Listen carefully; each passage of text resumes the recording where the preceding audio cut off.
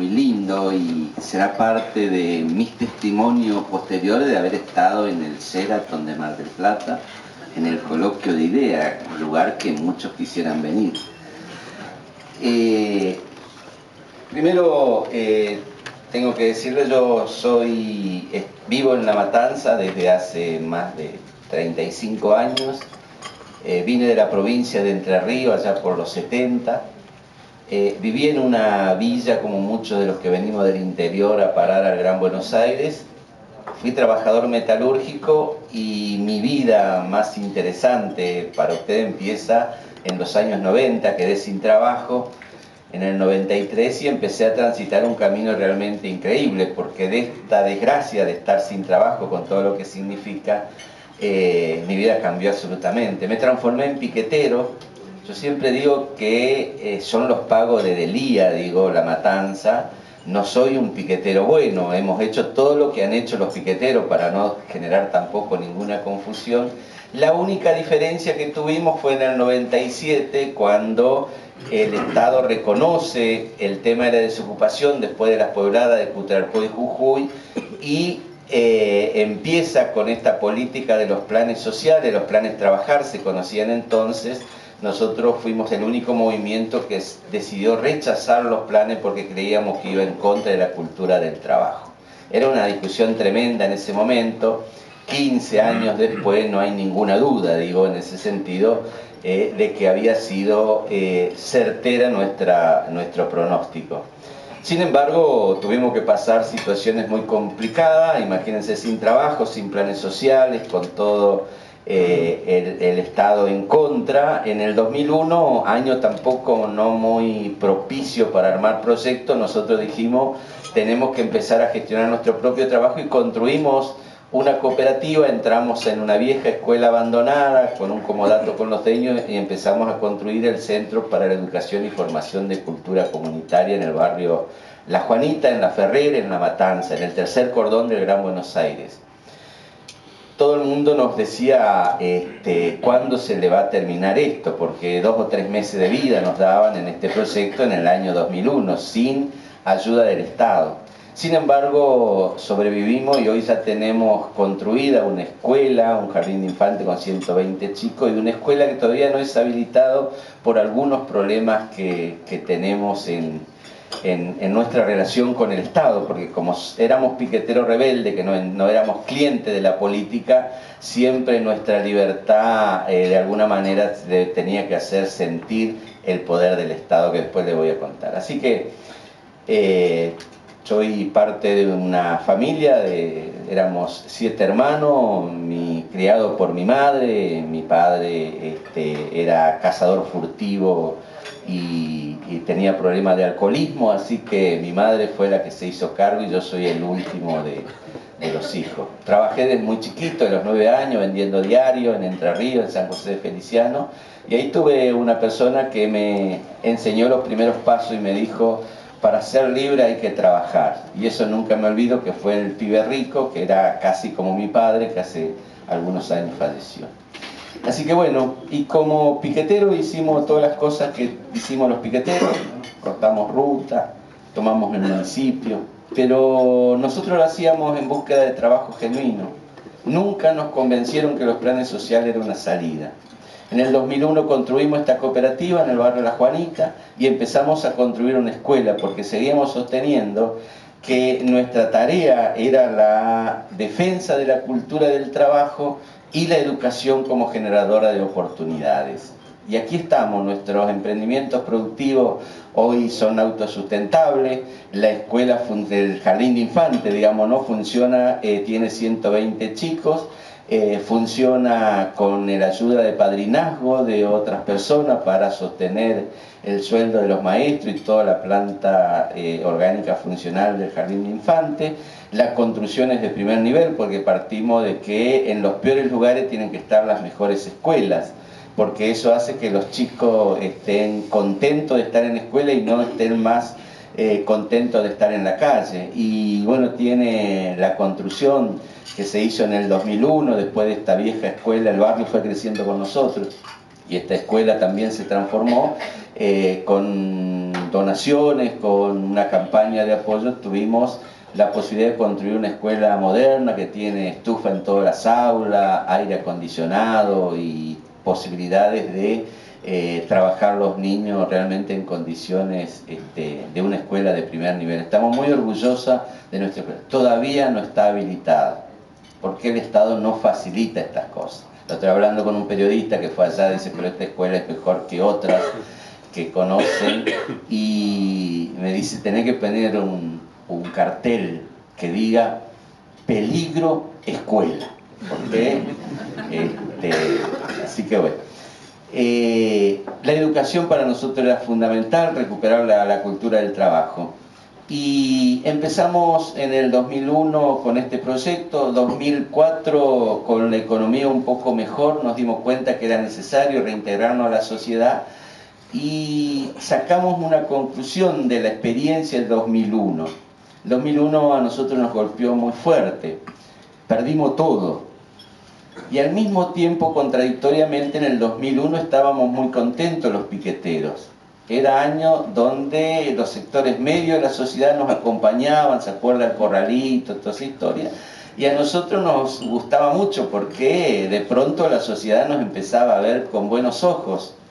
Y era divertido, íbamos al centro, tirábamos presidentes, todas esas cosas, pero fue el año que más perdimos los pobres. Nunca habíamos perdido tanto como en el 2001. Y eso tiene que ser una conclusión para nosotros.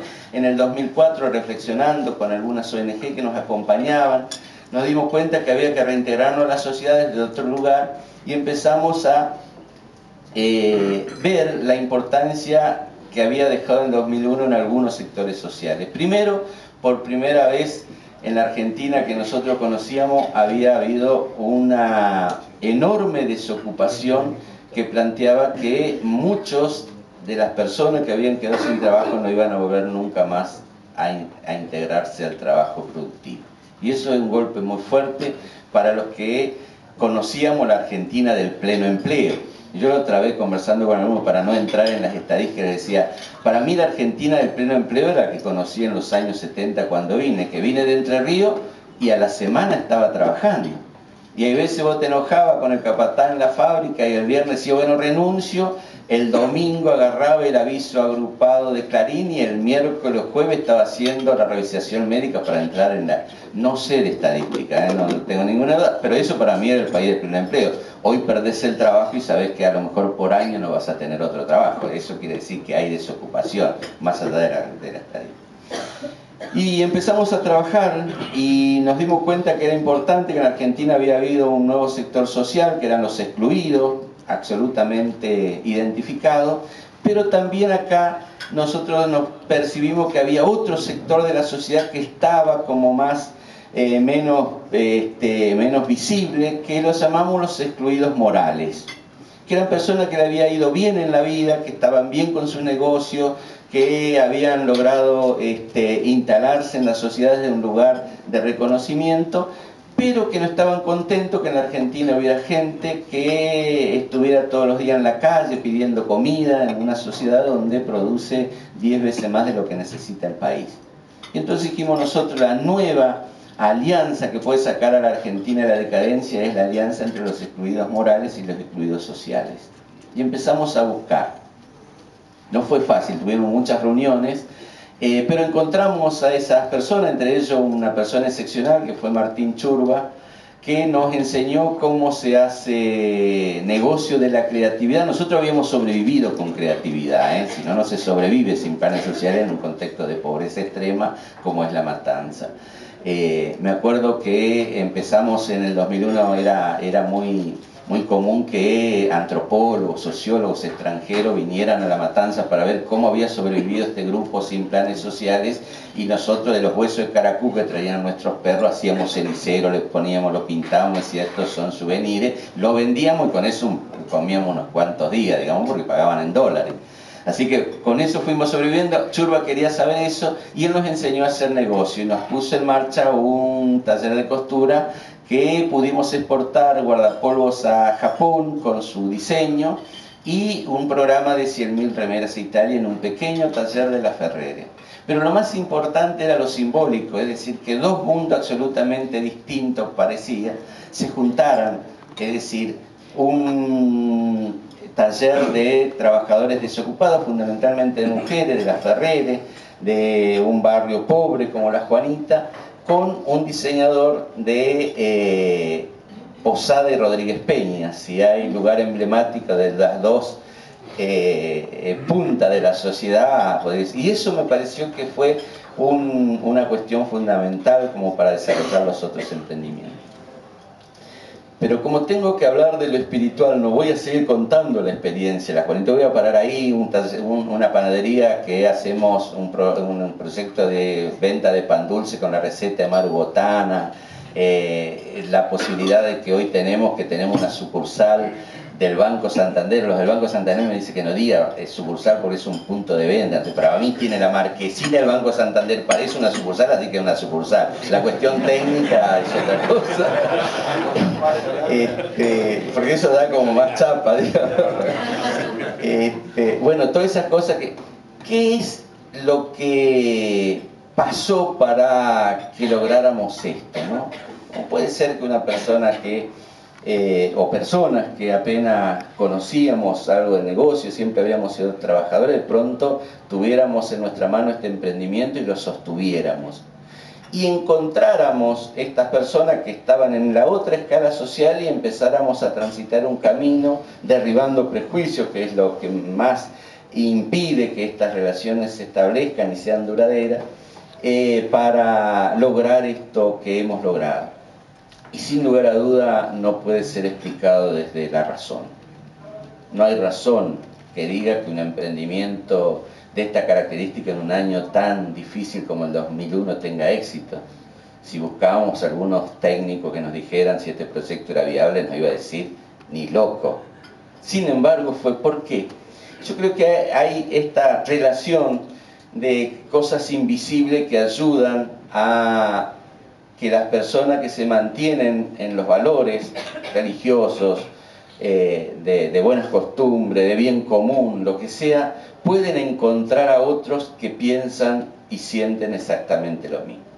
Porque vimos que en la Argentina pasamos situaciones donde había hambre, los que sufríamos hambre de la panza, como digo yo, los que no tenían para comer, pero también en la Argentina había otros hombres que tenían hambre de justicia. Y yo creo que eso es lo que nos unió, es decir, estas personas que tenemos hambre de justicia, hizo que nos juntáramos y empezamos a construir relaciones realmente increíbles. El ejemplo de cuando nosotros planteamos que era necesario cajeros automáticos porque se había instalado la bancarización de los pobres con la asignación por hijo y la gente iba y rompía los cajeros porque no había suficiente. En la Ferreres había 4 o 5 cajeros automáticos para una localidad que tiene más de 300.000 habitantes y la mayoría son pobres, entonces era difícil. Se entendió. Enrique Cristófano es una persona que también nosotros admiramos, el presidente del Banco Santander, entendió lo que le pedíamos y llevó esos cajeros automáticos y llevó el progreso al barrio. Es decir, el barrio creció alrededor del Banco Santander, una inversión que seguramente para el banco no sería una gran inversión, no estaba pensando en el negocio, nadie puede pensar que ahí el banco tenga que abrir una sucursal pensando en cuánto ganar, sino cómo va a ser el bien común. Y en ese sentido fue muy importante. ¿Qué hilo invisible nos unió en un encuentro como este para conocernos? Acá en Mar del Plata también hay una gran persona que es colaborador de La Juanita, Daniel Biglioni, que es un agente de negocio, esto que trabaja con toda la cuestión de asesoramiento financiero. Un día nos encontramos y él tiene una ideología liberal y yo que vengo de los sectores populares y me identifico como peronista, y me decía, pero ¿por qué nosotros nos ponemos tan de acuerdo? Y nos llamamos compañero. El día que me llamó compañero, digo, bueno, lo gané para el pero no, era otra cosa, parece que compañero tiene varias acepciones, ¿no? Entonces, pero una gran persona, Daniel Biglioni, y que cada vez que nos encontramos, nos damos un abrazo y podemos hacer. Nos abrazamos con Luis Miguel Echeverri, el presidente de la Sociedad Rural, y nos ponemos contentos cuando nos encontramos en el conflicto del campo también con Biolcati. El presidente de la CGE en su momento, allá por el 2004, Ricardo Feynman, que es perseguido por la FIT, tuvo que trasladarse a Estados Unidos y está desde allí trabajando en sus empresas, nos ayudó mucho en esto. Pero ¿qué nos une? ¿Qué nos une con esta persona que no tenemos absolutamente casi nada en común, aparentemente? Y aquí nos identificamos nosotros que en realidad somos hermanos del alma. Y cuando uno es hermano del alma, no hay condición social que lo desuna. Y yo creo que esa es la importancia que tiene un proyecto como La Juanita. Haber encontrado hermanos del alma. Haber encontrado aquellas personas que desde el corazón quieren ayudar, que es muy importante en la Argentina. Mucha gente quiere ayudar y muchas veces no sabe cómo. Pero lo más importante es que nosotros a todos aquellos que nos ayudan y nos ayudaban, le decíamos: necesitamos la ayuda para nuestra libertad, no necesitamos la ayuda para ser sometidos. Y empezamos a transitar también el camino de la política buscando construirnos como ciudadanos. Es decir, pues no importa la condición social en que vos estés, nada impide que vos puedas transformarte de cliente en ciudadano, pero necesita la ayuda de otros, porque nosotros decimos cuando dejamos y rechazamos los planes sociales fue un grito de dignidad, un momento de decir basta, no quiero más, pero no se hubiera podido sostener si no teníamos el acompañamiento de otros, porque la dignidad se construye con otro, la dignidad se sostiene con el otro, la dignidad de un pueblo se sostiene cuando la mayoría del pueblo está pensando en su dignidad. Y eso fue lo que nos hizo fuerte y empezamos a transitar este camino. Y hoy encontramos muchos más hermanos del alma. Y estamos muy contentos y parece increíble que yo he transitado un camino absolutamente distinto, de piquetero, tener esta desgracia de quedar sin trabajo, a los más de 40 años empecé a transitar, he viajado por el mundo propagandizando esto, vienen universidades de todos lados a ver la experiencia de La Juanita, he ido a dar charla en París, por ejemplo, una universidad importante, y hace poco estuve en Noruega también, en la Universidad de Belfos. Yo que apenas terminé la primaria, digo, a veces es sueño esto, estar en la universidad contando cosas y diciendo en una cátedra, qué sé yo, y que encima te aplaudan. Digo yo porque terminé, debe ser. Pero es muy interesante. ¿Por qué es esto? Yo creo que hay cosas invisibles que nos llevan a esto. Y esto es lo que se llama espiritualidad. Alguna vez allá por el 2007 estuve en Maimará, me acuerdo, para un evento también sobre la cuestión espiritual y la política. Era muy lindo el lugar, había visto por primera vez los cerros de 7 colores, una maravilla Maimará estar ahí en Jujuy. Y a mí se me ocurrió decir que era una gracia de Dios esto que estaba haciendo y que yo pensaba si eso me lo merecía por lo que había hecho. Y una señora me dijo: ¿no será que te están dando y vos tenés que pagar con lo que vas a hacer? Y me quedó un gran compromiso. Yo digo, es necesario tomar como misión en la vida poder llevar estos testimonios a todos los lugares donde me convoquen, porque eso significa que los pobres pueden salir de la pobreza. Porque lo peor que le pasa a los pobres es cuando otros los ven solamente como pobres y no como semejantes. Y en la Argentina de mi hijo el doctor, la Argentina de la inmigración, la Argentina de los que venían del otro lado del mar, la Argentina de los que veníamos del interior del país, donde aquellos que tuvieron oportunidad empezaron a hacer Argentina grande, me parece que eso tiene que solamente recordarse de que si uno tiene la oportunidad, también los pobres pueden salir de la pobreza. Y yo creo que este sueño que empezó allá por el 2001 en La Juanita muestra que se puede, que un grupo de desocupados que no sabían nada pueden sostener emprendimiento. Y después de decirle todo esto me voy a meter un poco más en la actualidad política y le voy a contar lo que ahora soñamos. ¿Cómo puede ser que la Argentina, que produce 10 veces más alimentos de lo que necesita, pueda haber gente con hambre, fundamentalmente en el norte y en el conurbano, ¿no? Y en los conurbanos que ahora se han desarrollado? ¿Cómo puede ser que en la Argentina hoy esté instalado un flagelo que todavía no vimos el daño que hace, como es el tema de la droga? porque la desocupación, como la droga, destruye la célula básica de la sociedad, que es la familia. Ustedes no saben lo que significa tener a alguien que se droga en la familia y no poder dejar la llave a su hijo o a su nieto, porque tiene miedo que en caso de que no esté, venga y te saque todo lo que tiene, inclusive que lo mate. Es decir, el miedo que uno tiene, no importa si llega a eso, pero se puede dar, porque con la droga perdida la familia empieza a ser absolutamente vulnerable. Y hay veces uno no se da cuenta. Y eso también no tiene extracción social. Por supuesto que los que más sufren son los pobres, ¿no? Como todas las cosas que pasan cuando uno tiene estos problemas. ¿Cómo puede ser que en la Argentina, que tiene riquezas naturales enormes, no se pueda salir y progresar?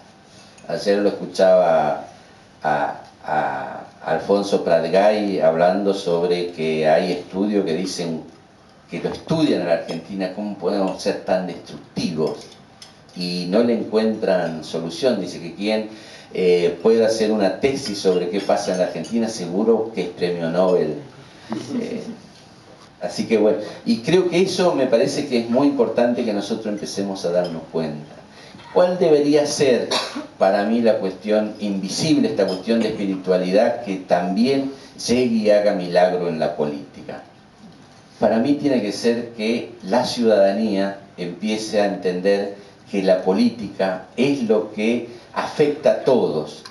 Que uno puede tener un emprendimiento, como en mi caso, empezar a transitar un camino distinto, pero que sabe que le puede dar el bienestar a 50, 60 familias en La Matanza, y que con eso no alcanza, que es necesario involucrarse en la política para darle la escala, para poder recuperar la cultura del trabajo en todo el país.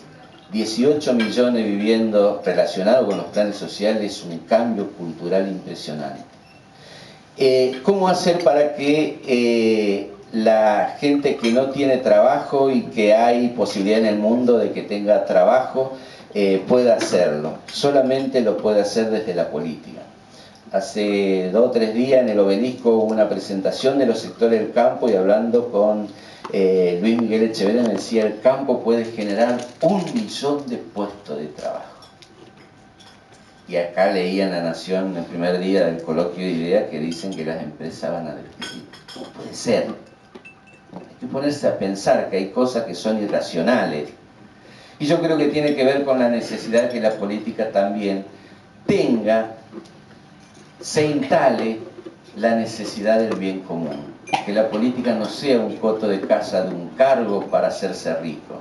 Yo fui 4 años diputado de la Nación. La verdad que cuando volví al barrio a trabajar en la cooperativa, seguía teniendo exactamente lo mismo que tenía hace 4 años, viviendo en la misma casa, en una calle de tierra, con mis perros. Estoy orgulloso de caminar por mi barrio y que nadie me diga, mirá, ese afanó. No porque no quisiera tener más bienes, sino todo lo contrario, quisiera tenerlo, pero no puede ser por la política, tiene que ser fruto del trabajo, tiene que ser fruto de la inversión. Ustedes como empresarios, esa definición es muy interesante del Papa. Me parece que tiene que ser el empresario que invierte, arriesga para producir bienes, no solamente el empresario que solamente esté pensando en ganancias. Y no importa qué, porque para ganar dinero hay otras cosas, en el barrio se conoce cómo ganar dinero. El tema es que nosotros tenemos que recuperar el valor del trabajo, y la política también tiene que recuperar esos valores. Entonces, si nosotros podemos partir de valores y empezar a definir que la política se tiene que llenar de estos valores, me parece que estamos en condición de empezar a cambiar. Y ese cambio es absolutamente necesario en la Argentina. Yo sueño, ojalá, que el año que viene, la próxima edición del simposio de IDEA, me pueden invitar, aunque sea como participante, para escuchar que en la Argentina empezó el cambio. Pero para eso es necesario, absolutamente necesario, la participación de todos. No alcanza con ser un empresario individualmente correcto, que pague sus impuestos, que mande sus hijos a la escuela, si no hay compromiso social. tiene que haber también un compromiso social. La Argentina necesita que las buenas personas se involucren con el otro, se involucren para generar valores y se involucren para mantener estos valores, cueste lo que cueste y caiga quien caiga. Es necesario para la Argentina, es necesario revalorizar estas cuestiones para encontrar una nueva espiritualidad. La Argentina tiene una crisis de valores. La Argentina necesita salir. Anoche estuve hablando con Roberto Cachanowski y le preguntaba una nota que había sacado en La Nación que decía que estamos en una crisis en un sentido peor que el 2001, porque es la crisis de valores. Pero estamos mejor desde el punto de vista económico para la salida. Pero la crisis de valores no se soluciona en una coyuntura en 6 meses. Necesitamos décadas para poder recuperarlo. A mí me gustaría que por lo menos el año que viene me invitaran para decir comenzó esto. Porque entonces estaré contento, estaré feliz de haber dado este testimonio, estaré feliz porque ha servido, estaré feliz para poder seguir diciendo la dignidad se construye con otros. El ejemplo que nosotros tenemos en la Juanita es que no hay nada que lo impide. No hay nada. Ustedes tienen mejores posibilidades que nosotros. Tienen de vivir en dignidad. Y creo que eso es lo más fuerte de la espiritualidad. Ojalá que este desayuno les sirva a ustedes, a mí me ha servido, por lo menos para la próxima charla que me invitan, decir que estuve en el coloquio de ideas en el Hotel Sheraton de Mar del Plata. Me parece increíble.